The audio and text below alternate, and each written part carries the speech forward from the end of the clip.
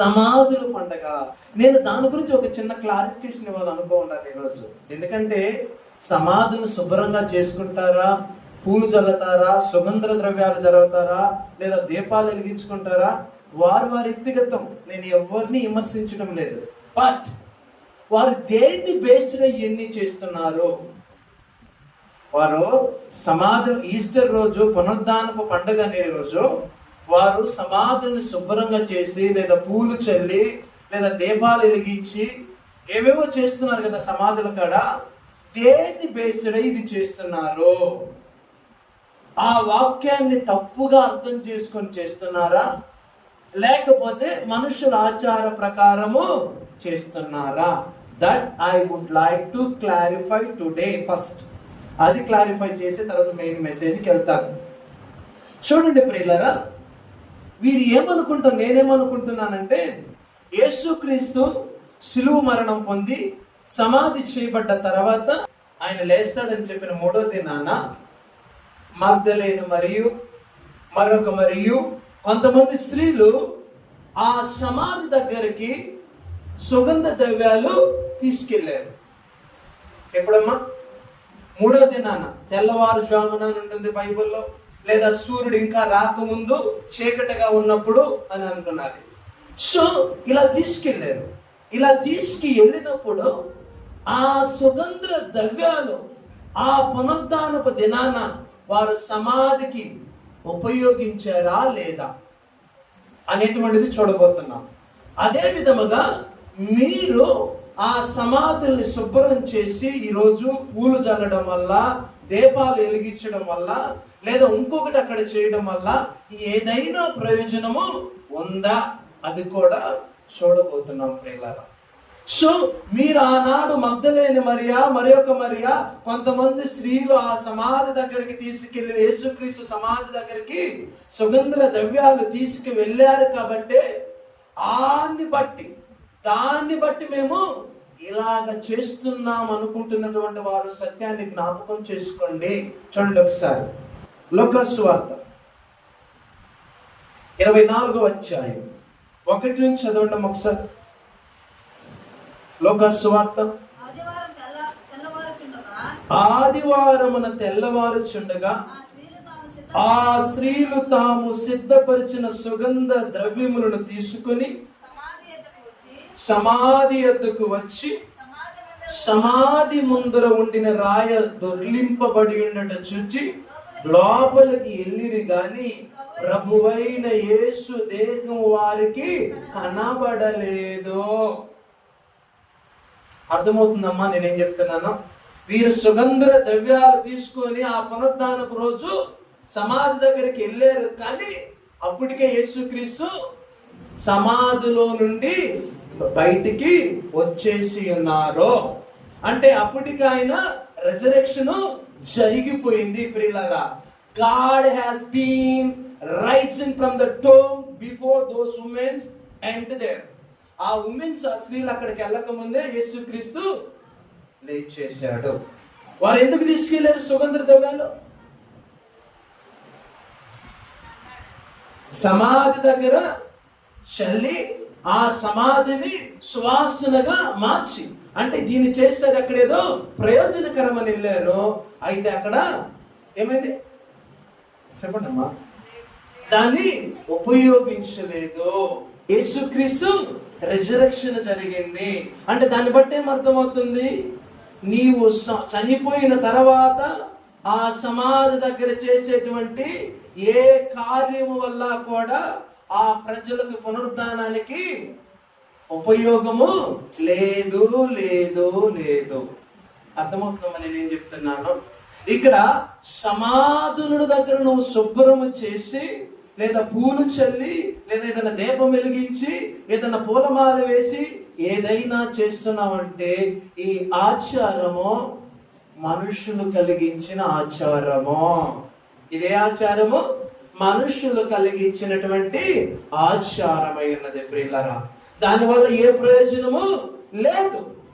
అర్థమవుతుంది నేనేం చెప్తున్నాను? ఏ ప్రయోజనము లేదు ప్రియులారా. యేసుక్రీస్తు ఒకసారి పరిశీలిని శాస్త్రుల్ని కోడీకరిస్తూ వారి గురించి చెప్తూ ఒక మాట అంటాడు. ఏమంటాడంటే చూడండి ఒకసారి, మత్తయి సువార్త 23వ అధ్యాయము 27వ వచనం. అయ్యో వేషధారులైన శాస్త్రులారా, పరిసీలారా, మీరు సున్నమ కొట్టిన సమాధుల్ని పోలి ఉన్నారో. అవి వెలుపల శృంగారముగా అగుపడును గాని లోపల చచ్చిన వారి ఎముకలతోనూ సమస్త కల్మషముతోనూ నిండి ఉన్నవి. ఏమంటున్నాడు యేసుక్రీస్తు స్వయాన పరిశీలిని శాస్త్రీయులను చూసి ఏమన్నాడు? మీరు సున్నమ కొట్టిన సమాధుల వలె ఉన్నారు. అంటే ఇక్కడ ఏం చెప్తున్నాడు? ఆ సమాధులు సున్నం కొట్టి చూడటానికి చాలా అందంగా గుడ్డుగా బాగుండొచ్చు, కానీ లోపల ఏమున్నది అంటే ఆ శరీరము కుళ్ళిపోయి స్మెల్తో కల్మషముతో నిండిపోయి ఉన్నది. అంటే దేవుడు అక్కడ ఆ మాట చెప్పడానికి చూడండి, అంటే సమాధి ఎంత శుభ్రముగా ఉన్నా, ఎంత అందముగా ఉన్నా, ఎంత గుడ్డుగా ఉన్నా ప్రయోజనము లేదు.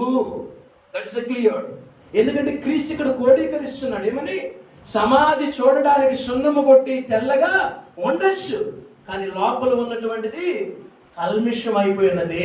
తర్వాత అది సువాసనగా కాదు కానీ దుర్వాసనగా ఉన్నది.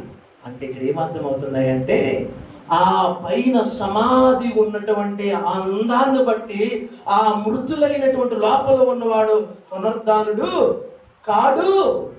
అర్థమవుతుందా?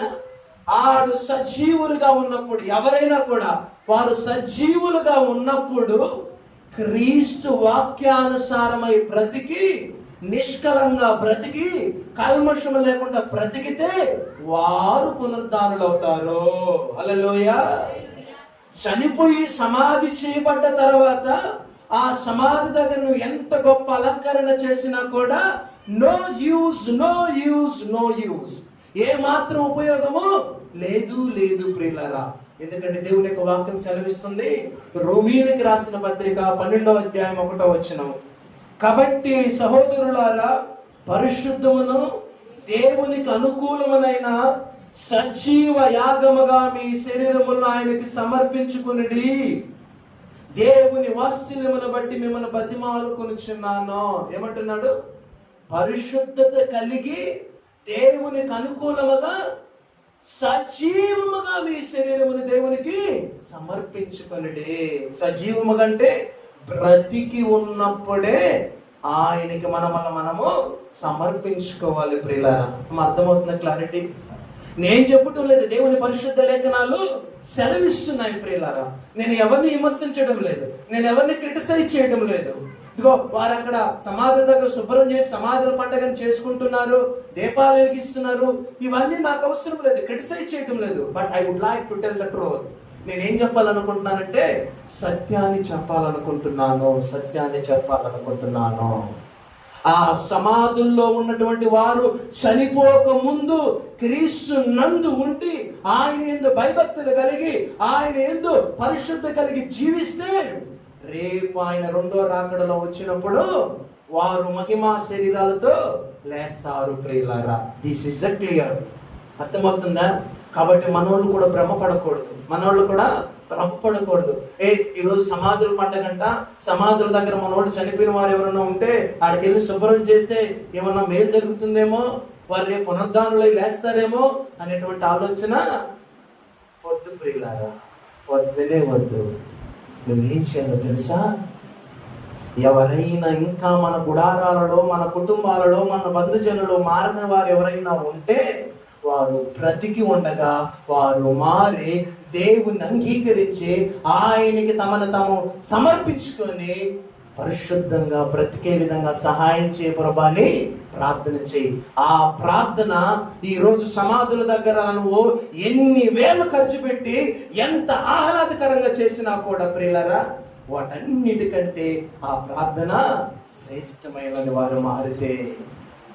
ఎందుకంటే సమాధులు లేకుండా చనిపోయిన వారు ఎంతమంది లేరు? నేలలో మునిగి చనిపోయి గల్లత్తు అయిపోయిన వారు, శవమే దొరికిన వారు ఎంతమంది లేరు? ఇదిగో యాక్సిడెంట్లు, ఫైర్ యాక్సిడెంట్లు జరిగి నిలువెంత కాలిపోయిన వారు ఎంతమంది లేరు? ఫ్లైట్ క్రాషెస్ జరిగి ఫ్లైట్స్ క్రాష్ జరిగి పేలిపోయి చనిపోయిన వారు ఎంతమంది లేరు. ఇక్కడ ఏది ముఖ్యమై అంటే, మళ్ళీ ఒకసారి చెప్తున్నాను, నువ్వు బ్రతికి ఉన్నప్పుడు సజీవ యాగముగా, అది ఎలా సమర్పించుకోవాలి? పరిశుద్ధమును దేవునికి అనుకూలముగా, దేవునికి అనుకూలముగా సమర్పించుకుంటే అది నీకు రక్షణ. అంతే తప్ప సమాధుల పండగ వల్ల ఉపయోగమో లేదు.